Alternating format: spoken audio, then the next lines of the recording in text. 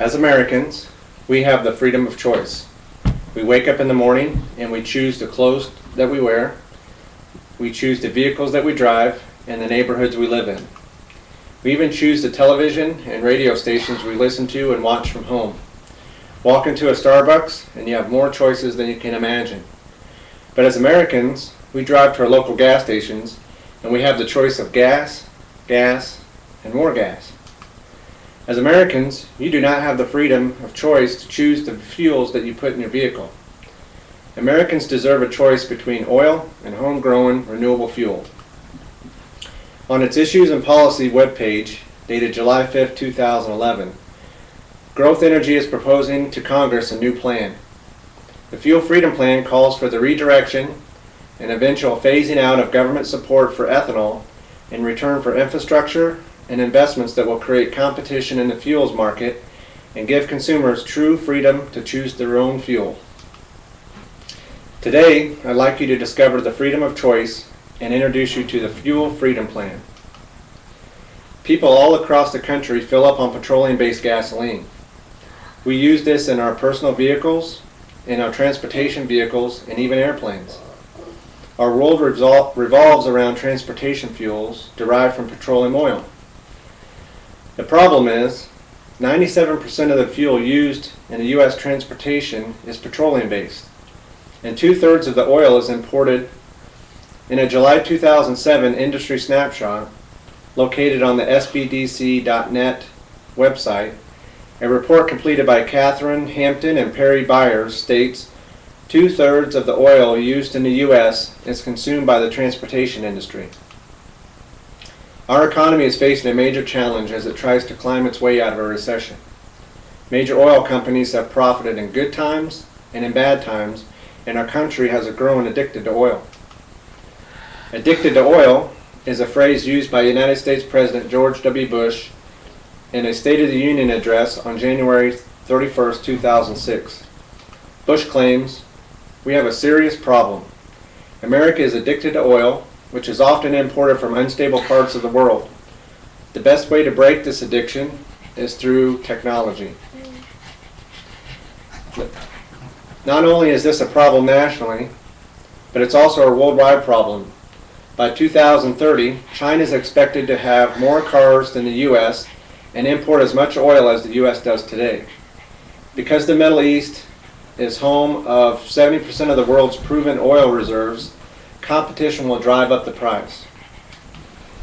A report by the U.S.-China Economic and Security Review Commission, which is a group created by Congress to monitor U.S.-China relations, warned in 2002 that this arms traffic into these regimes presents an increasing threat to U.S. security interests in the Middle East. The report concludes, "A key driver in China's relations with terrorist-sponsoring governments is its dependence on foreign oil to fuel its economic development.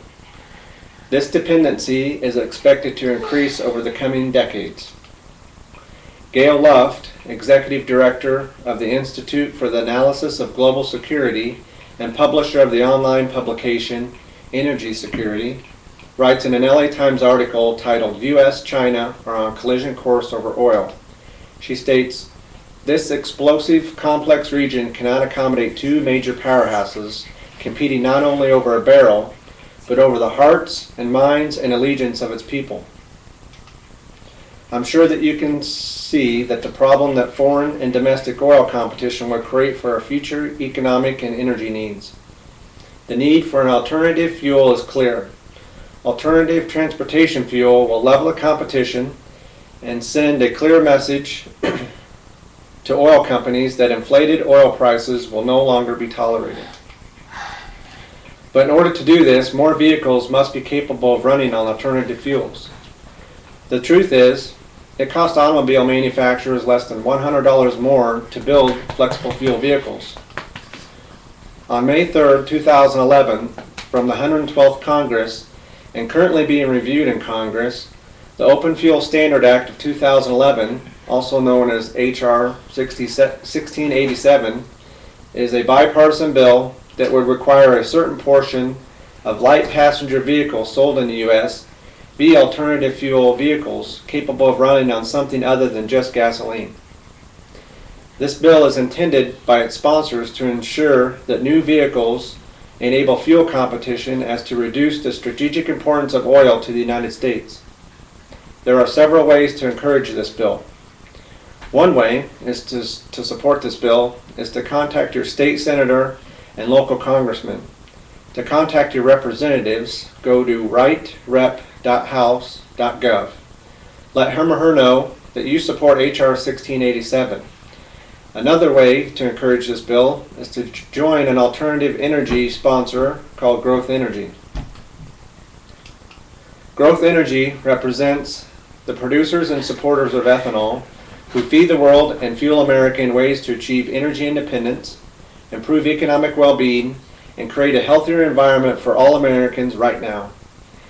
You can find out more by going to www.growthenergy.org. You can see what a difficult proposition this is. Major oil companies have sponsored and funded negative propaganda against common sense solutions and technologies. The Fuel Freedom Plan allows consumers like you to choose the fuel that you put in your cars and trucks. When alternative fuels like ethanol are cheaper to manufacture, the natural competition will stabilize fuel prices and end the terror foreign oil has caused on our economy.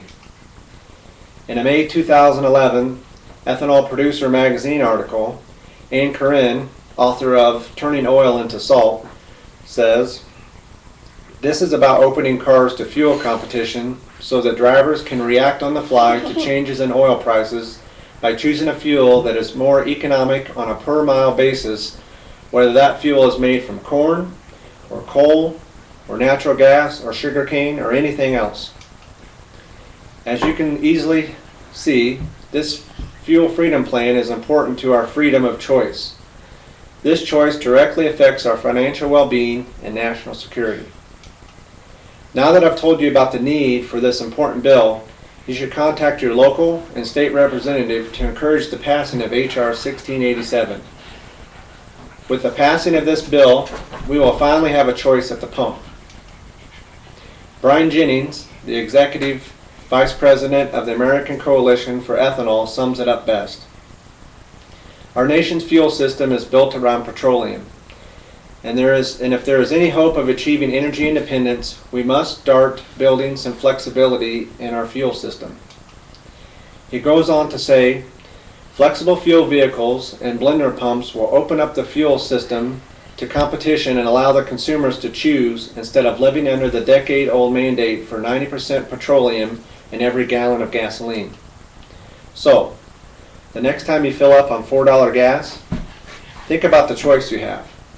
Decide if even having a choice is important, and understand that you can do something about it.